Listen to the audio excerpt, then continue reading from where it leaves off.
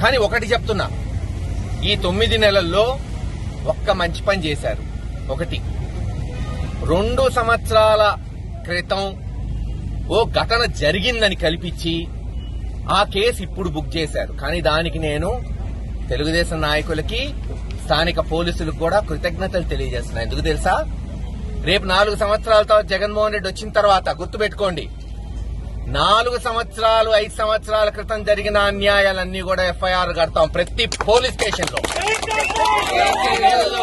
కొంతమంది సిఐలు అయిపోతుందిరే 2 ఏళ్లు మేము దుమ్ము దులుపుకున్నాం, సంపాదించుకున్నాం, కొంతమంది నాయకుల్ని కొట్టాం, తెలుగుదేశం నాయకులు ప్రమేయం పొందాం అనుకుంటున్నారు. మొట్టమొదటి ఎఫ్ఐఆర్ అయ్యేది మీ మీదే, అదే పోలీస్ స్టేషన్ చూపెట్టారు కదా దారి.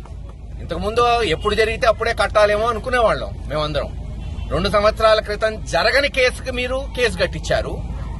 మేము రేపు 4 సంవత్సరాల తర్వాత ఎవరెవరినైతే పోలీసులు కొట్టారో, అది సిఏ కావచ్చు, ఎస్ఐ కావచ్చు, కానిస్టేబుల్ కావచ్చు, ఖచ్చితంగా వాళ్ళ పోలీస్ స్టేషన్ లోనే వాళ్ళకి కట్టిస్తాం, అక్కడే అరెస్ట్ చేసి చూపెడతాం రేపు జగన్మోహన్ రెడ్డి గారి చేత. ఇప్పటికే ఆయన మాట ఇచ్చాడు, ఎవరైతే ఇటువంటి ఘటనలు చేశారో వాళ్ళ మీద రేపు స్పెషల్ ఇన్వెస్టిగేషన్ టీం ఉంటుంది. అవసరమైతే ప్రత్యేక కోర్టు పెట్టి, ఎందుకంటే అధికారులు, ఒక మానవులు వాడు తప్పు చేశాడంటే అది వేరే, ఓ చిన్నవాడు తప్పు చేశాడంటే సరే, కానీ అధికారులే తప్పు చేస్తే వాళ్ళకి శిక్ష పడేటట్టు